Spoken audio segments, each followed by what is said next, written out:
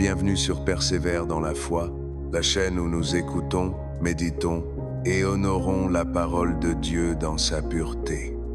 Aujourd'hui, nous te proposons un format spécial, la lecture intégrale et chronologique des passages bibliques liés à un personnage. Pas d'ajout, pas de commentaires, juste la Bible, pour que Dieu parle directement à ton cœur. Et pour cette vidéo, nous allons écouter l'histoire d'un homme qui a refusé d'obéir, qui a fui Dieu, mais qui a aussi expérimenté la miséricorde divine. Le prophète Jonas. Alors, prends ta Bible, un carnet si tu veux noter les versets, et entre dans ce moment de méditation. Avant de commencer, je t'invite à liker la vidéo, t'abonner à la chaîne si ce n'est pas encore fait, et à partager ce contenu avec une personne que tu aimes. N'oublie pas, commente « Parle-moi Seigneur » si tu es prêt à écouter sa voix. Jonas chapitre 1. La fuite et la tempête. Écoutons maintenant comment commence la fuite du prophète. Jonas. Chapitre 1. Voici la parole que Jéhovah adressa à Jonas, fils d'Amittai. Lève-toi, va à Ninive, la grande ville, et proclame un jugement contre elle, car sa méchanceté est parvenue à mes oreilles. Mais Jonas se leva pour s'enfuir à Tarsis, loin de Jéhovah. Il descendit à Joppé et trouva un bateau qui allait à Tarsis. Après avoir payé le prix du transport, il embarqua pour aller avec eux à Tarsis, loin de Jéhovah. Alors Jéhovah lança un grand vent sur la mer, et il y eut une tempête si violente que le bateau était sur le point de faire naufrage. Les marins avaient tellement peur que chacun d'eux se mit à appeler son Dieu à l'aide. Ils commencèrent aussi à jeter à la mer les objets qui étaient sur le bateau pour l'alléger. Jonas, lui, était descendu au fond du bateau. Il s'y était couché et dormait profondément. Le capitaine du bateau s'approcha et lui dit : « Pourquoi dors-tu ? Lève-toi et implore ton Dieu.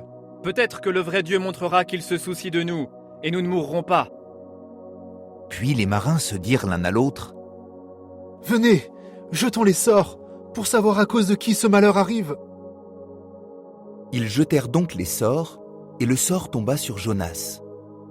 Ils lui demandèrent : « S'il te plaît, dis-nous à cause de qui ce malheur nous arrive. Quel est ton métier et d'où viens-tu ? Quel est ton pays et de quel peuple es-tu » Il leur répondit : « Je suis hébreu, et je crains Jéhovah, le Dieu du ciel, celui qui a fait la mer et la terre ferme. » Alors les hommes eurent encore plus peur, et ils lui dirent : « Qu'est-ce que tu as fait là ?» Ils savaient que Jonas fuyait loin de Jéhovah, parce qu'il le leur avait dit. Et ils ajoutèrent : « Que devons-nous te faire pour que la mer se calme ?» Car la mer était de plus en plus déchaînée. Il répondit : « Soulevez-moi et jetez-moi à la mer, et la mer se calmera, car je sais que c'est à cause de moi que vous subissez cette violente tempête. » Les hommes essayèrent quand même de ramener le bateau vers la terre ferme, en ramant de toute leur force, mais ils ne réussirent pas, car autour d'eux la mer se déchaînait de plus en plus. Alors ils supplièrent Jéhovah. « Ah Jéhovah, s'il te plaît, ne nous fais pas mourir à cause de cet homme. Ne nous tiens pas pour responsables de la mort d'un innocent, puisque tu as agi comme tu le voulais, ô Jéhovah. » Puis ils soulevèrent Jonas, le jetèrent à la mer, et la fureur de la mer s'apaisa. Alors les hommes eurent très peur de Jéhovah. Ils offrirent un sacrifice à Jéhovah et firent des vœux. Et Jéhovah envoya un énorme poisson pour avaler Jonas.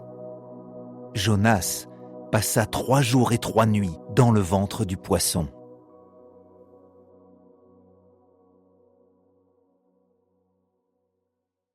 Jonas chapitre 2. La prière dans le ventre du poisson.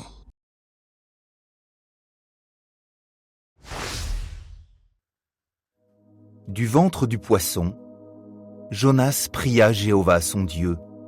Il dit « De ma détresse, j'ai imploré Jéhovah, et il m'a répondu. Des profondeurs de la tombe, j'ai crié au secours. Tu as entendu ma voix. Quand tu m'as jeté dans les profondeurs, au cœur de la mer, les courants m'ont englouti. Toutes tes vagues puissantes et tous tes flots m'ont submergé. Et j'ai dit, j'ai été chassé de ta vue. Comment pourrais-je encore contempler ton saint temple? Les eaux m'engloutissaient. Ma vie était en danger. Les eaux profondes se refermaient sur moi. Des algues s'enroulaient autour de ma tête. Je coulais vers les bases des montagnes. Les verrous de la terre se fermaient derrière moi pour toujours. Mais tu as fait remonter ma vie de la fosse, ô Jéhovah mon Dieu. Alors que la vie m'abandonnait, c'est de Jéhovah que je me suis souvenu. Ma prière est parvenue jusqu'à toi, jusqu'à ton saint temple. Ceux qui sont attachés aux idoles sans valeur abandonnent celui qui leur témoigne de l'amour fidèle. Mais moi, je t'offrirai des sacrifices et te dirai ma reconnaissance. Le vœu que j'ai fait, je l'accomplirai. C'est Jéhovah qui sauve. Finalement, sur l'ordre de Jéhovah, le poisson vomit Jonas sur la terre ferme.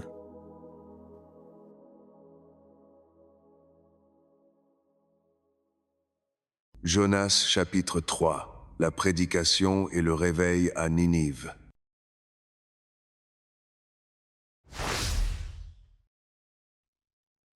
Jéhovah parla à Jonas une deuxième fois. « Lève-toi, va à Ninive, la grande ville, et proclame-lui le message que je te donne. » Jonas se leva donc et alla à Ninive, comme Jéhovah le lui demandait. Ninive était une très grande ville. Il fallait 3 jours de marche pour la parcourir.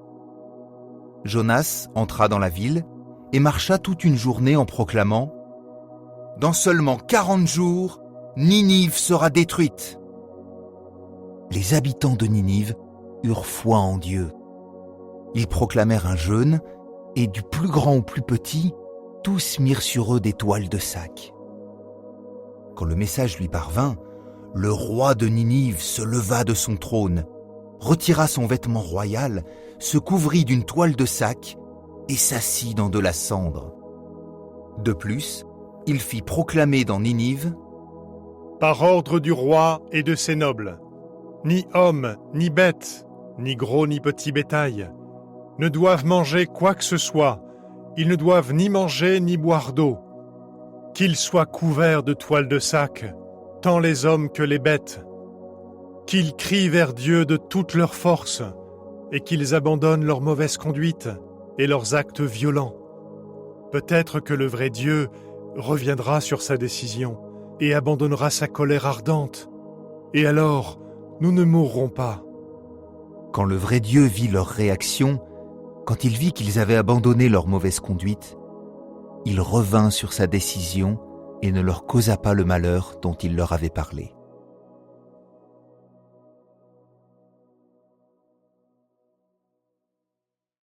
Jonas chapitre 4. L'amertume et la leçon de Dieu.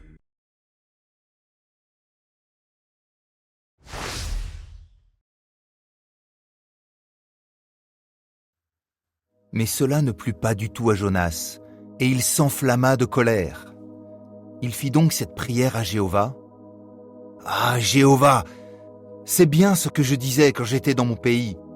Voilà pourquoi au début j'ai essayé de m'enfuir à Tarsis. Car je savais que tu es un Dieu compatissant et miséricordieux, lent à se mettre en colère et abondant en amour fidèle, un Dieu qui s'attriste du malheur. Et maintenant, ô Jéhovah, s'il te plaît, ôte-moi la vie, car il vaut mieux pour moi mourir que vivre. » Jéhovah lui demanda, « As-tu raison d'être autant en colère ?» Jonas sortit de Ninive et s'assit à l'est de la ville. Il se fit un abri et s'assit dessous, à l'ombre, pour voir ce qui arriverait à la ville. Jéhovah Dieu fit alors pousser une plante, une courge, pour qu'elle monte au-dessus de la tête de Jonas, lui fasse de l'ombre et le soulage. Jonas fut très heureux que cette plante soit là. Mais le lendemain, à l'aurore, le vrai Dieu envoya un ver attaquer la courge, et elle se dessécha. Quand le soleil se mit à briller, Dieu envoya aussi un vent d'est brûlant, et le soleil tapait si fort sur la tête de Jonas qu'il se sentit mal. Il demandait à mourir et disait « Il vaut mieux pour moi mourir que vivre. » Dieu demanda à Jonas « As-tu raison d'être autant en colère à cause de la plante ?» « Oui, répondit-il, j'ai raison d'être en colère au point de vouloir mourir. » Mais Jéhovah lui dit « Tu as pitié de cette plante qui ne t'a demandé aucun travail et que tu n'as pas fait pousser, qui a poussé en une nuit et est morte en une nuit. Et moi, ne devrais-je pas avoir pitié de Ninive, la grande ville où vivent plus de 120 000 humains qui ne font même pas la différence entre le bien et le mal, sans compter leurs nombreux animaux ?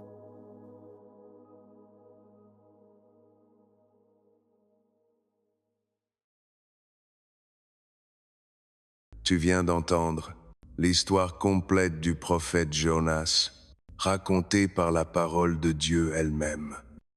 Ce récit nous enseigne qu'on peut fuir l'appel de Dieu, mais on ne peut jamais fuir sa présence. Dieu est patient. Il nous rattrape même dans nos tempêtes. Il utilise les poissons, les vents, les villes, les arbres et les vers pour nous parler.